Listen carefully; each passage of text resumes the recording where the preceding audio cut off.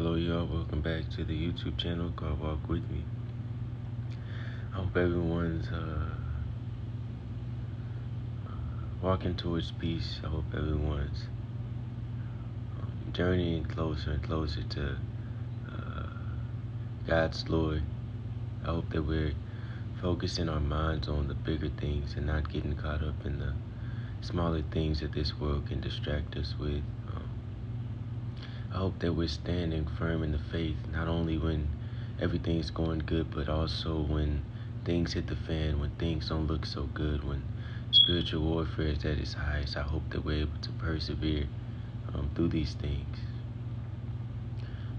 That we believe in our hearts still that there is a light, and that light shines in the darkness, as it says in the Bible. It says that the light shines through the darkness. I want to find the exact verse so that I'm not just saying things. John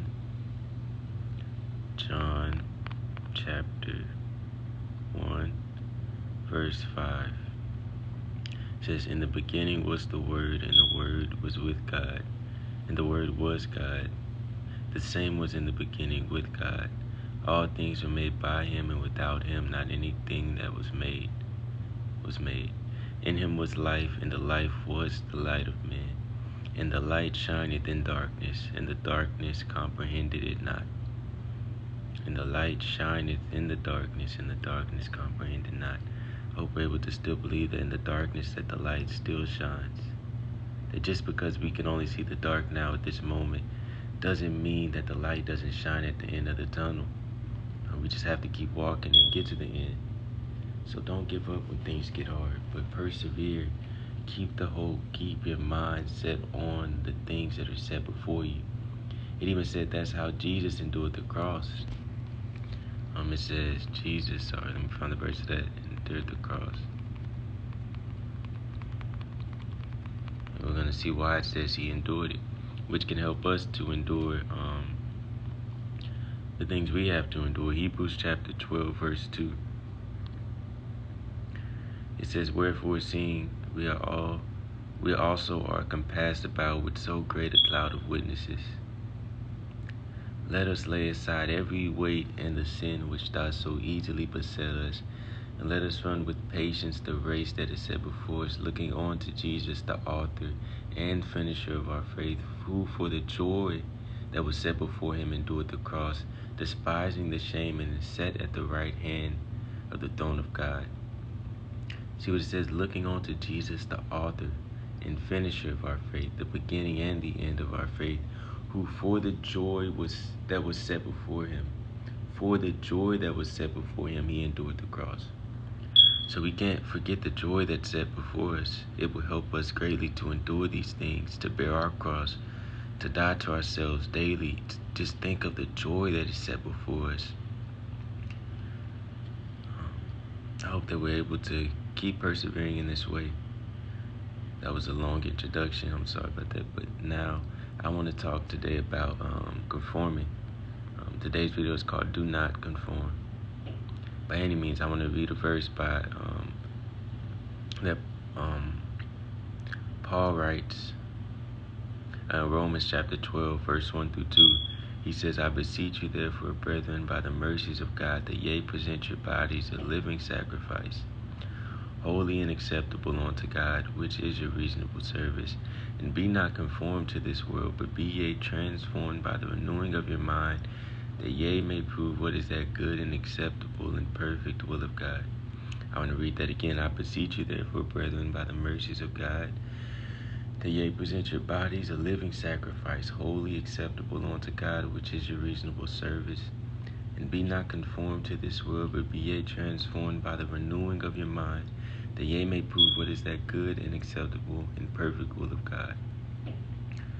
So here it's telling us, do not be conformed to this world. What it means to conform means to shape yourself into, to adapt what's around you.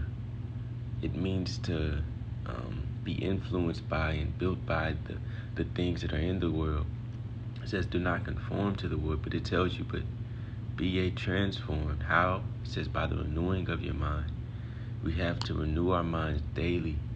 That should be one of the first things we do when we wake up in the morning. We have to renew our minds, because if we don't, we're gonna walk out there and conform to the world, even if we don't say it's conforming. We're gonna think how others think. We're gonna make jokes how others joke around. We're gonna live how others live. We're gonna focus on what other people are focusing on. We're gonna just conform without even meaning to. It's what's naturally gonna happen. If we don't renew our minds each day, we have to renew them each day. And I don't want to only talk about conforming to the world, but I also want to talk about conforming to yourself. And when I say yourself, I mean those evil desires within you that you had when you lived in ignorance, when you didn't know. And I want to read 1 Peter chapter 1, verse 13 through 16. It says, "Wherefore, gird up the loins of your mind. Be sober and hope to the end for the grace that is to be brought on to you at the revelation of Jesus Christ." It says, "As obedient children, not fashioning yourselves according to the former lust in your ignorance, but as he which hath called you is holy, so be ye holy in all manner of conversation." Conversation in the Bible doesn't mean to speak, and it doesn't mean like conversation is talking. It means behavior. So it says, "So be ye holy in all manner of behavior, because it is written, Be ye holy, for I am holy." It's a huge threat to every believer that chooses to walk this way, especially if we've lived wrongly before, which most of us have to some extent, to return to those old lusts. And that is what temptation is. It's the drawback to the old self. It's the drawback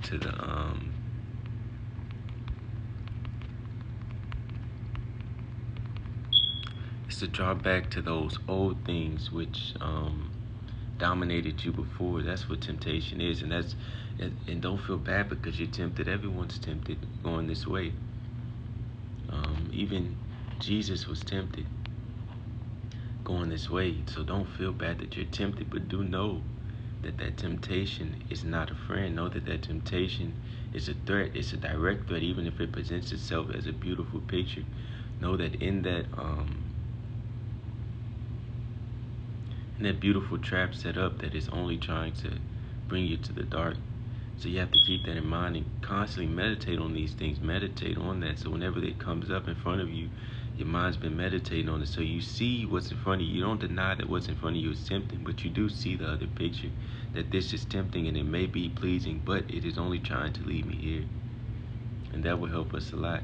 Because it tells us, "Blessed is the man that endureth temptation. For when he is tried, after you endure temptation, he shall receive the crown of life, which the Lord has promised to them that love him. Let no man say when he is tempted, I am tempted of God, for God cannot be tempted with evil. Neither tempteth he any man, but every man is tempted when he is drawn away of his own lust, and enticed. Then when the lust has conceived, it bringeth forth sin, and sin, when it is finished, bringeth forth death. Do not err, my beloved brethren. Every good and every perfect gift is from above, and cometh down from the Father of lights, with whom there is no variableness, neither shadow of turning." So it tells us here, "Let no man say when he is tempted, I am tempted of God. For God cannot be tempted with evil." Why can he be tempted with evil? Because there is no evil in him to be tempted. We can only be tempted with evil because there is evil within us to be tempted. And everything in God is good, God is holy. There is no blemish, there is no evil, there is no wrongdoing. Everything is perfect in God. So he cannot be tempted with evil because there's no evil in him to be tempted. We can be tempted with evil because there's evil within us to be tempted. And to the extent that the evil within us is the extent that we are able to be tempted. And as we remove that evil, slowly purifying ourselves day by day, the temptations will die down. They will still, because we are removing that within us which is able to be tempted. It says, "But every man is tempted when he is drawn away of his own lust and enticed." So he's telling us here, you're tempted by your own lust. It's your own lust that tempts you. You're enticed by your own lust. So we can't conform to these things. That's what temptation tempts us to do. It's another way of conforming. is conforming to the evil desires within yourself because they are pleasing to you and because they seem to be safe. And we have to notice that they have no real point. They have no real purpose behind them. I'm going to end this video here. You all, I hope that you're able to keep your mind on the joy set before you. Don't forget the good news. Don't forget the good news that joy is available, that the door to God has been opened onto us, that His love can be experienced, that we can behold His presence and live in His presence everlasting, forever, without end. Let's not settle for these false things which can never offer what God offers. They can never offer everlasting things. They're all temporary. They come and they go. But what God offers us is something that endures forever. So all the temptation is worth it in the end. All the trouble is worth it because these things are not just for a moment. They're forever. It cannot be taken away from you. Jesus tells us that many times in the Bible, this cannot be taken away from you. Do not set for yourselves treasures on earth where moth and vermin creep in and steal and destroy, but set for yourselves treasures in heaven where moth cannot enter, where vermin cannot break in and steal. For where your heart is, where your treasure is, there your heart will be. Set for yourselves treasures in heaven where human cannot take from you, where man cannot take away from you, where it cannot be stolen, where it cannot be taken away. Set your treasures up there. And as you do this, you will find something that is a joy that makes everything more worth it, that makes the temptation even more worth to endure, that makes the trials and everything around you more worth it. Because once you find this inside yourself, not outside yourself, and once you know it, it will change your heart, it will change your mind, it will start a process within you that is purifying you to be presented to God forever. And you can rest in His presence, in His love, in His joy. And these things cannot be taken away from you. Then they don't come from anything outside of you. They come from God, which is within you. It tells us in the Bible, for behold, the kingdom of heaven is within you. They will not say lo here or lo there. For behold, the kingdom of heaven is within you. You have to find that within yourself and walk in that. Once you find it, and it's going to be a test. I'm not saying you're going to be pure and holy every moment. I'm not saying that you're not going to have trouble. I'm not saying that you're not going to be tempted to turn back. But I'm saying it's going to be worth the battle in the end, because what you will receive will be everlasting. And I'm speaking this from words of faith. It's something that I believe that I haven't beheld yet, but I know it in my heart to be true. I know that all the evil around us is only for the good to come forth. Thank y'all for listening. Have a good day.